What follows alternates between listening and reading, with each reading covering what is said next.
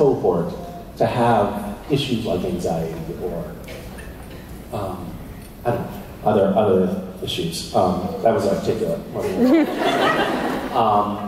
But one thing that that I have loved about doing Gish is it's getting people out of their comfort zones. And I guess I brought up coming on the stage as an example of that. Like I was like, I don't want to do that, I don't want to do that. But then once you conquer a fear, sometimes they're like dominoes and they can start to fall a little bit, I think. And it starts to feel like, all right, I don't have to be as anxious in this situation. And you know, if your kids like start making noise or whatever, you could always get like a soundproof closet that you can put them in. And you'll instantly feel at peace. So, yeah. Thank you so much. Hi. Hi, Misha. My name is Anahid. Anahid? Anahid, yes. Anahid? Yes. I like that. It's Armenian. I just want to let you know you have been my favorite character since I laid eyes on you.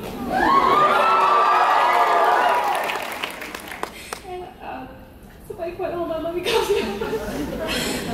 My question to you is, you came out on the stage with like a socially active announcement about our amendment here in Colorado, and I know you're very socially and politically active on your Twitter at least, and like in life, and I wanted to ask you if you've ever considered running for public office.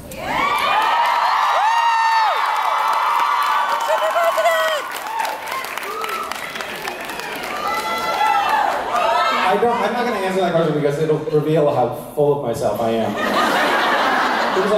There was a long period in my earlier life where I thought I was going to go into politics, and like that was the course that I was charting for myself. So I would literally make sure that nobody ever took any compromising photos of me. I was like, no, I know that one day, this will come back to bite me.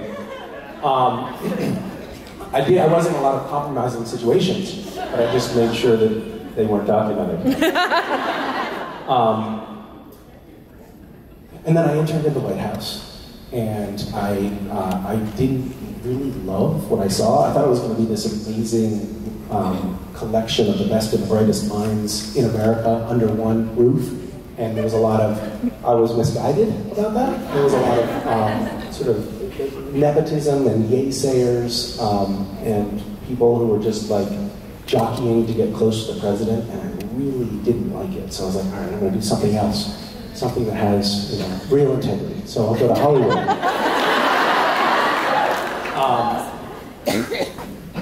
I don't know where I was going with this. Running for office. Oh, but then and then I was like, well, and then nobody would ever elect anybody named Misha anyway, so it's not going to happen. And then we got Barack Hussein, and I was like, well, all right, maybe there is a chance. And then I was like, well, nobody's ever going to elect anybody to, a public office. If their wife wrote a book on threesomes, and then Trump is like, a philandering prick, and I was like,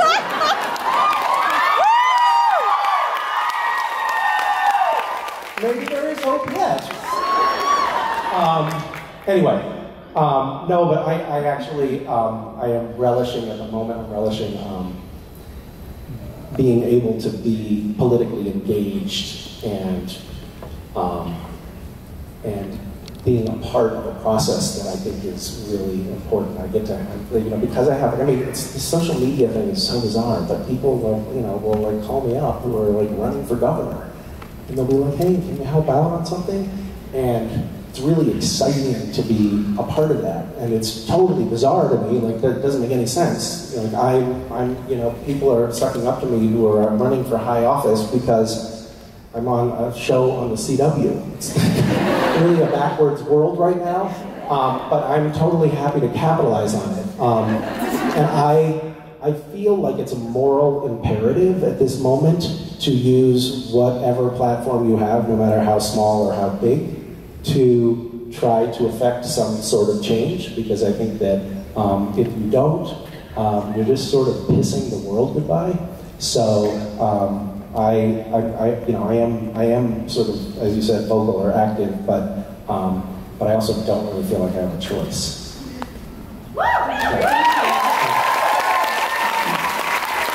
You yourself ever had a paranormal experience or experienced something strange? Ooh.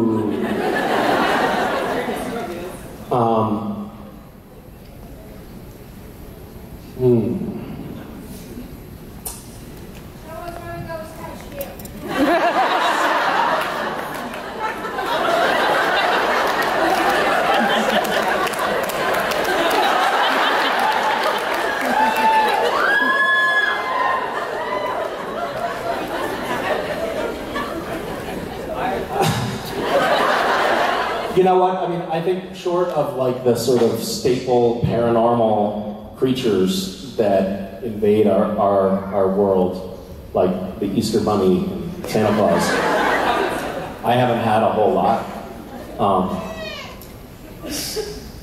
Yeah.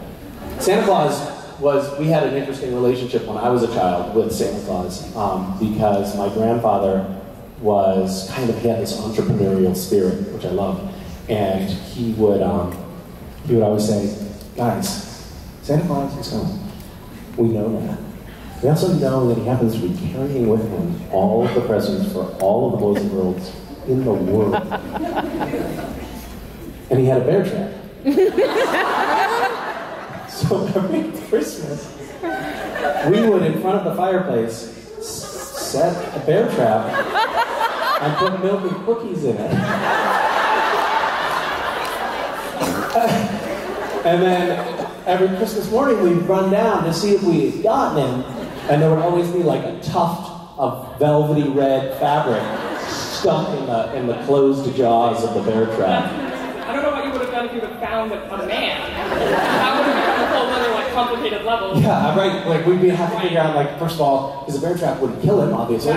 He would just be badly injured. So we collectively have to figure out how to kill him and then dispose of the body. But we would be spurred on knowing that at the end of this we'd get all those presents. It was ultimately, I think, an important lesson for a grandfather to be teaching. Oh, that's so nice, I can see him.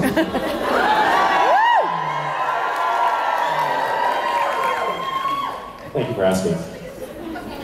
Hi. Have you had a good prank pulled on you, or you pull a good one on one of the cast members? A prank? Yeah. On the set of Supernatural? It's a real good Not that I can think of. I was directing, thank you for giving me an idea. I was directing, and I was very nervous because I knew that Jared and Jensen were planning to lend a different kind of support to my experience. They had gotten very proactive, and when I was not on set, they had a legal pad and a pen, and they brainstormed with the crew on things that they could do to me while I was directing. They tried to get into my apartment. They got the keys to my car and put fish under the seats. They got a hold of my director's script, which had all the notes in it, and shredded it. Guys, this is part of the, it's part of the process. We have these director's chairs, which are kind of a little bit higher than this, but they have canvas. They fold up, and they would undo the canvas and then set it on there loosely. So I'd like go and I'd look at the monitor, and then fall flat on my ass. That happened to me about 3 times. And eventually, talking about anxiety, eventually I was just on edge all the time and super nervous. And we were doing this one scene, and Jared kept forgetting his lines. And Jared's he's been doing it for so long, he doesn't forget his lines. But I was like, all right, I was shouting over the wall. So we were in the studio on set, and I was looking at the monitors, but I wasn't in the room with him, but I was shouting over the wall. That's okay, just keep rolling, we're gonna go again. And went again, he screwed up again. And then he went again, screwed up again. I was like, all right, I think maybe he just needs a break or something. Maybe he's super drunk. I don't know what's going on. So I yelled cut, and I went into set. There's a door to go into set. And I went into set to talk to him. I opened the door, and as I did, he pied me in the face. But he really put he was so excited that he just he put his hips into it. And it hit me with this incredible force. And I was just like trying to get through the day at this point. And Jensen, as he sometimes want to do, was the gentleman in this situation, and he brought me a fresh t-shirt out of his trailer, because I was now just covered in sticky goo.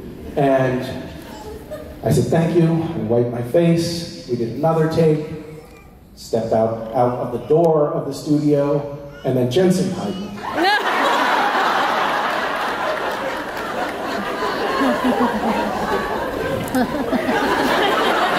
Yes. Hi. I don't want to talk about these traumas anymore.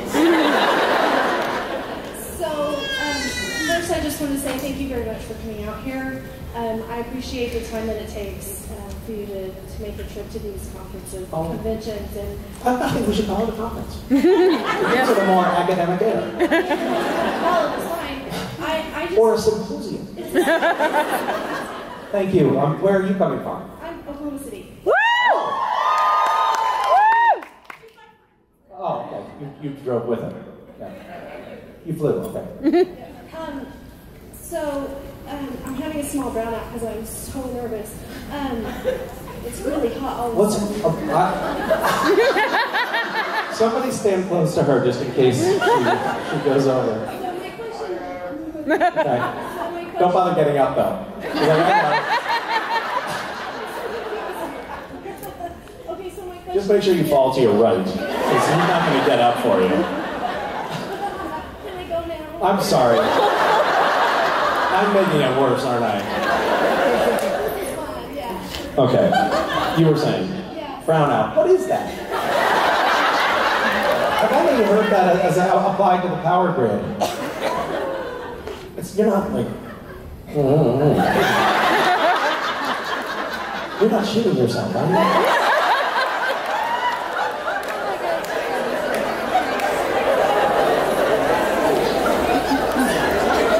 Sir, when she falls, grab for the shoulders, I would suggest. Poor Melissa. I'm sorry, you were saying? Yes. So what would you like your legacy to be?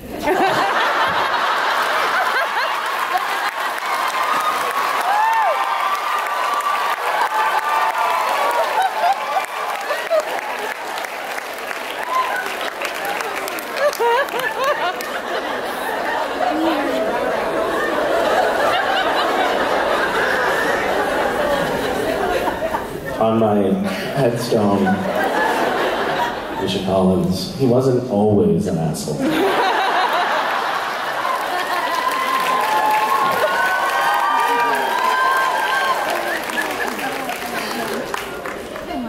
Thanks.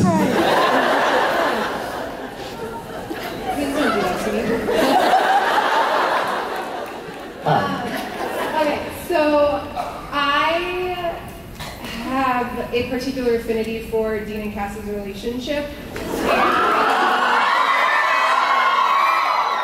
I'm wondering if there's ever been a script that you got that had a scene between Dean and Cass that you looked at and were like, ooh, the fans are gonna love this. I mean, so the scripts over time have increasingly just been like, all right, we know what's going on. So the text will say things like, Dean and Cass, I fuck.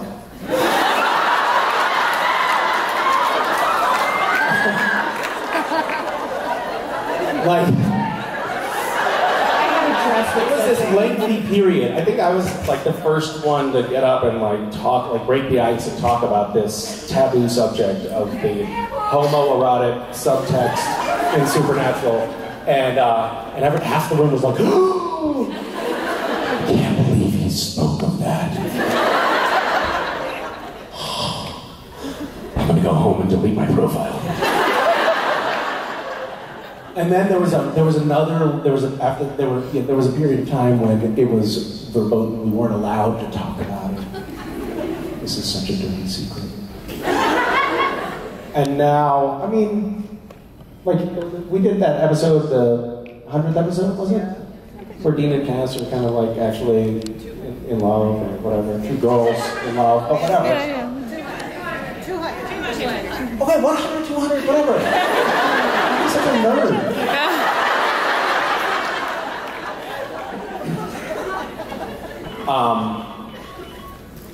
I think it's kind of, I like the fact that the fandom can... What, did you get that? What's that? Spam. How do you know it's spam? Could have been an important call. Do you want me to answer it?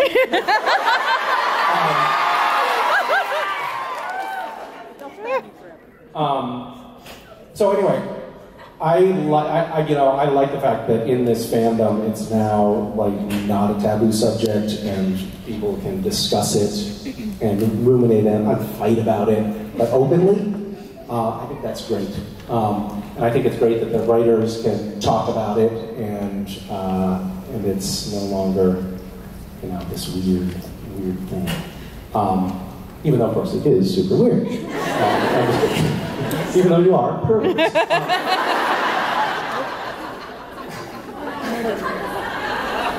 That's actually a badge of honor.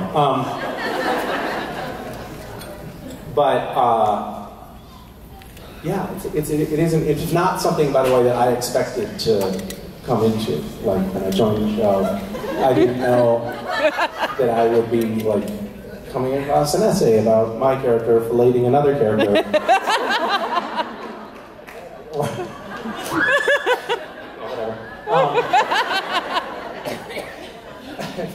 And then there's the real, what is it called? Real person fiction.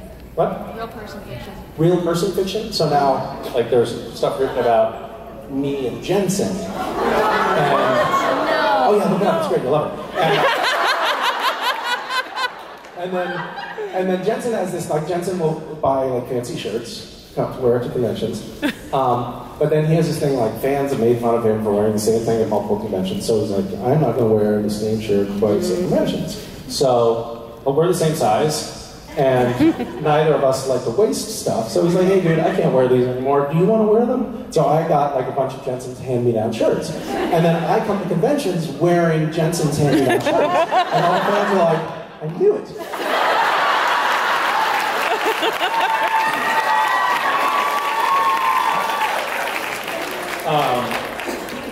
Anyway, thanks. Yeah, hi. I'm Ronnie, and I wanted to ask. Hi, Ronnie. What was your reaction when you first got cast as Castiel?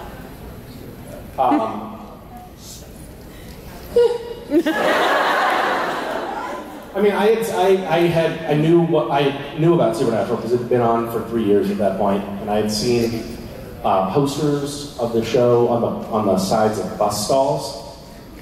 For these two, underwear model guys going like.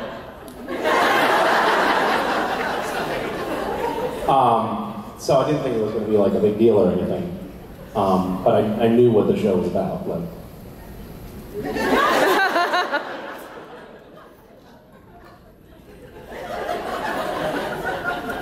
Thanks, that was deep. Hi. Hi. So my question is, you said recently you'd be interested in playing more of human cast, or you would have liked to play it longer. Yes. So I'm wondering what you would have liked to explore as cast, or have cast explore. Well, I just thought that could be, I thought it could be cool to really delve into like casts having all of the human experiences, like falling in love, or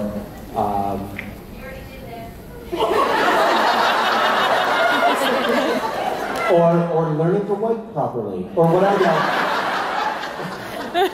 That could have been a standalone episode right there. Stoner cast. Stone cast. Well, we kind of actually did have that. Okay. Remember, let's all go get washed up for the orgy?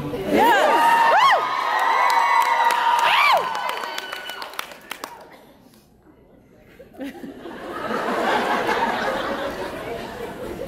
Kate.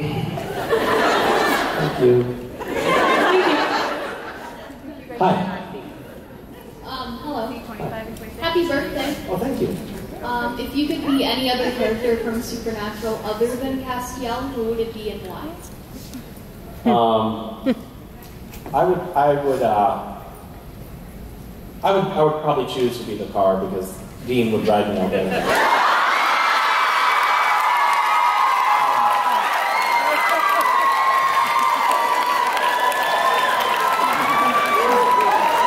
By the way, just so you know, I'm going to get in so much trouble online for this panel. Yep.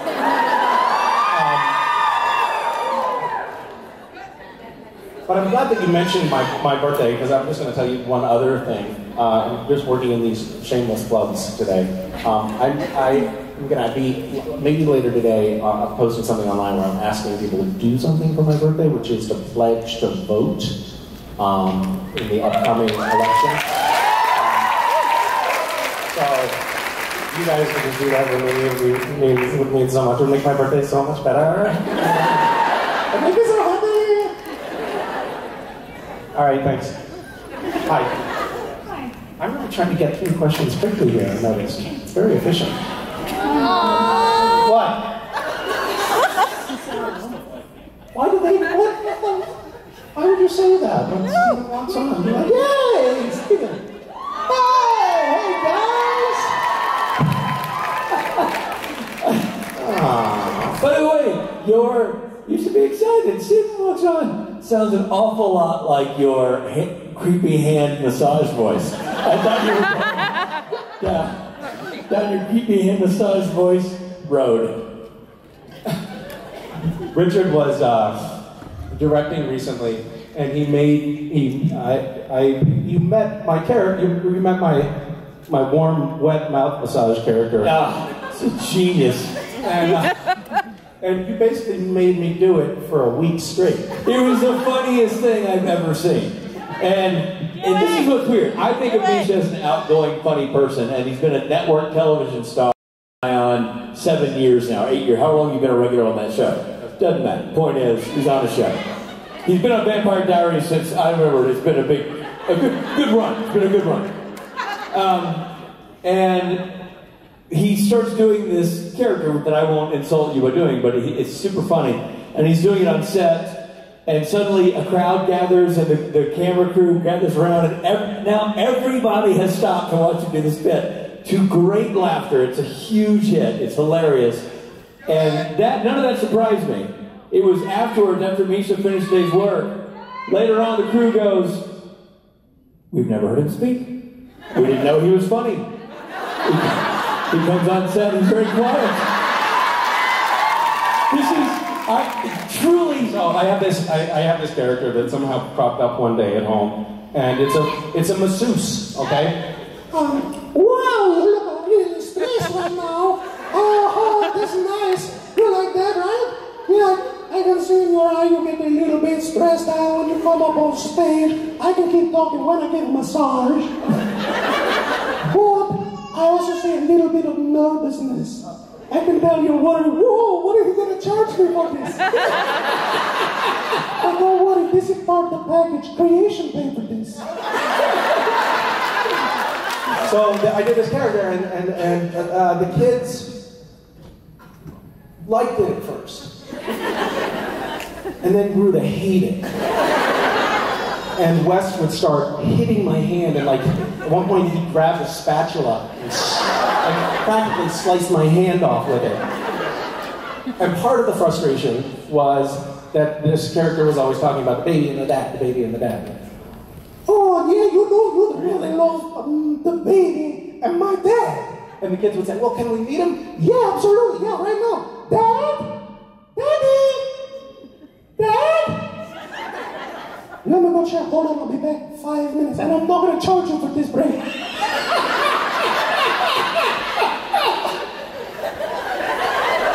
So bad news, Daddy's out right now. He had to go get his hernia operation checked on. And they never got to meet the dad. But then Wes got so angry that I just stopped cold turkey. And then a few months went by, we went grocery shopping, got into the van, and all of a sudden, hey guys, everybody buckled up? And Wes was immediately like, I want to meet the dad. And I said, Okay, yeah, no problem. He's in the car right now. Hold on a second. Dad, Billy! Dad? Oh, holy smoke, wait a second. He wrote a note that said, just took the baby out for a walk. See you later. and I turn around with my hand and hear uncontrollable sobbing from my 7-year-old, who I just broken. And so I was like, oh my God. Oh, wait, oh, hold on a sec. On the other side, it said, I'll be back as soon as you get home. Can't wait to meet the kids. What was the dad like? Well, the dad, actually, I had no idea what the dad was going to be like. It was Christopher Walken played the dad. They only met him once, and I don't remember what he sounded like, but he was Eastern European, and he was blind drunk. He was actually a crushing disappointment, but it satisfied something in the kids that they finally got. Anyway, I'll tell you, it's my favorite part of that character, and the character is just side-splitting funny, is that you get halfway through, you're like doing the weird massage bit, and you're talking while you're doing it, that was sort of a feat. Yeah. But then you get to immediately go to the cost of the massage. I know you think this costs a lot. Oh, it's so funny. It's so bizarre. It is so fantastic. But not nearly as fantastic as the fact that you're celebrating a birthday. Ladies and gentlemen, join me in singing happy birthday to you. Mr. Misha Collins. Happy birthday to you. Misha Collins. Happy birthday, Misha Collins. Happy birthday to you.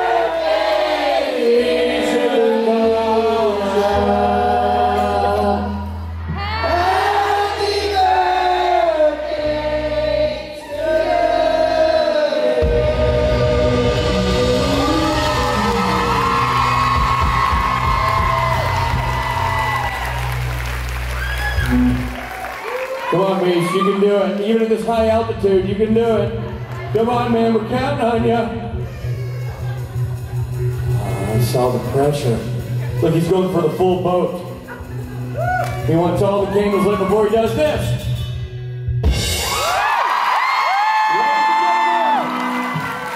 Misha Collins!